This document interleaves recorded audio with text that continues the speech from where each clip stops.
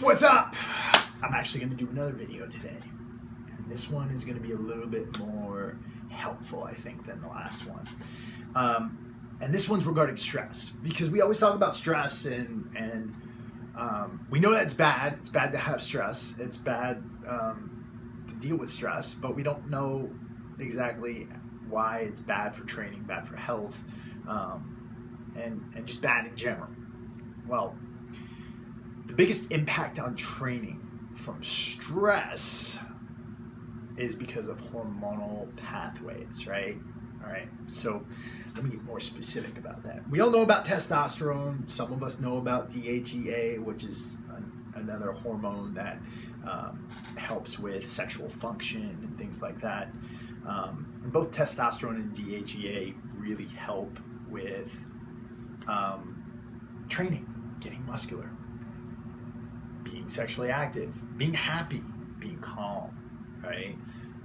Allowing ourselves to think, allowing ourselves to function better. So when we think about hormonal pathways, right, both those hormones and cortisol, they have a predecessor, and that predecessor is called pregnenolone. Pregnenolone actually transforms into one of those hormones at some point in its lifespan in your body, right? So pregnenolone is going to help to contribute to your testosterone. It's going to help to contribute to your DHEA. It's going to help to contribute to your cortisol. Now, cortisol, also known as the stress hormone, gets produced when we're under significant amounts of stress. It's helpful, right? It's something that's helped us to survive. It's helped us to, deal with things in our biological past, and that's why it's there, right? And it's helpful at times to help keep the body going, right? When we're in danger or under stress or anything like that. The problem happens when we're under a lot of constant stress. So when we're under constant stress, a lot of cortisol gets produced, and the body thinks it needs more cortisol in order to deal with it.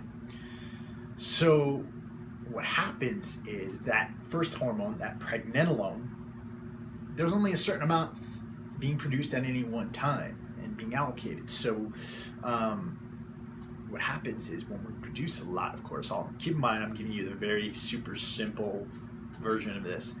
When we produce a lot of cortisol, a lot more pregnenolone gets used up to produce cortisol rather than the other helpful sexual hormones that are going to help us to train, help us to be sexually active, help us to be happy, help us to be calm, right?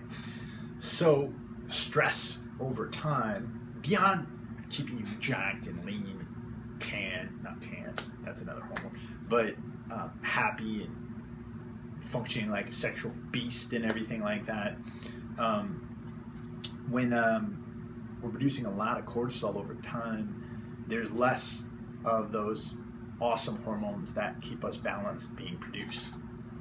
So what happens is we start to undergo things like depression. We start to undergo things like feeling weaker, feeling more tired, getting super nervous and stressed all the time, not being able to sleep, that kind of stuff, right? And this can happen for a few different reasons. The biggest thing I think a lot of you need to watch out for is your stimulant intake. Now, I'm somebody who loves coffee. I drink coffee every day. It's my morning. Don't mess with my coffee. And moderate caffeine intake is not going to do this.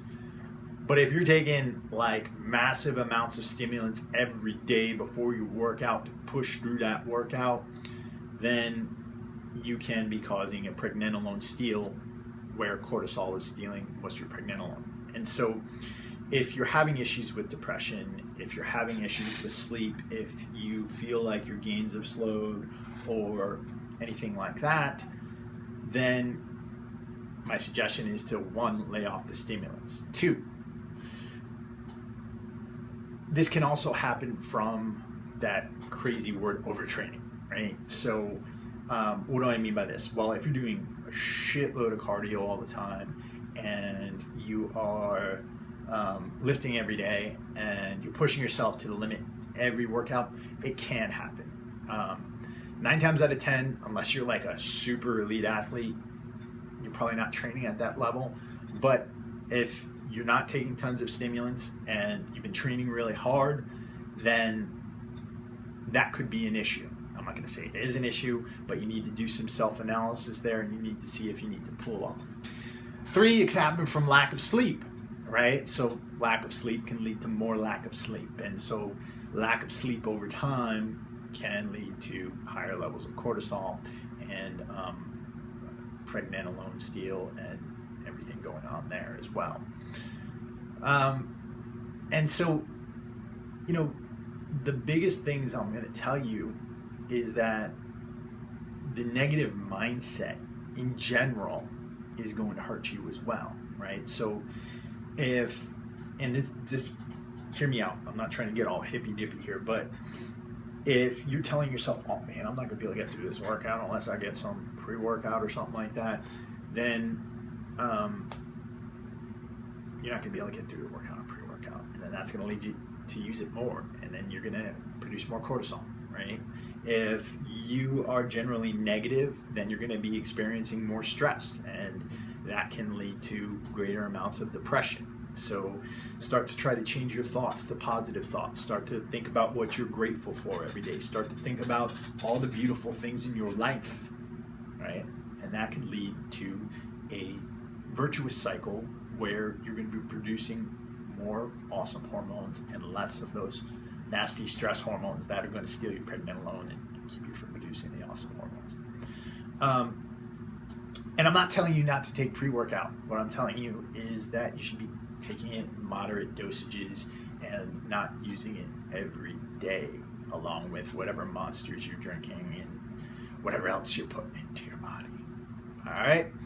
So just some friendly tips. Now, I'm going to do a shameless plug here, but though I'm not training anybody anymore, I've decided that I am going to help to educate trainers, both in business and in some of the side knowledge that you can get. So I produced a course, and this first round is going to be a guided course where I'm going to take a select group of people from start to finish in setting up their own online training businesses. Why am I doing this? Because I'm sick of seeing the crap. I'm sick of seeing cookie cutter programs. I'm sick of seeing where the fitness industry has been going. So I'm going to teach these trainers how to do things like troubleshoot their clients' issues, if their clients are plateauing. I'm going to teach these trainers how to set up their own websites, how to set up their own social media, how to start to collect emails, how to do market research, how to approach their business from multiple ways in which they are going to be able to succeed. And I'm taking all the knowledge that I've generated over running an e-commerce company with Warrior Soul Fitness, through my clothing company, and integrating it with all of my training knowledge to help people to start online businesses. But I'm only taking qualified people. I'm only taking people who are certified trainers, who have proven certification, or are in the process of getting a certification, or who have an education in a health or fitness related field from a major college or university. So if you're interested in that and you want to take my free video course on how to become an online trainer, do that below, and you can apply for the bigger program, which is going to be a bit expensive because I'm putting a lot of work into it. You can find that application at the end of that free video course that I put out there. But I highly suggest everybody check out the free video course because I put some really good information in there. If you're a trainer and you're trying to get your business going, you can get a lot out of it. And if you apply, I will be interviewing you. I will be selecting you based off of what I see from that interview and what I see from you, and your desire to actually help people. And then we will be seeing if we can get started with this course in the next 2 weeks. So either way, I hope all of you are having a wonderful day, and I'm about done with YouTube for the day. I will talk to you later.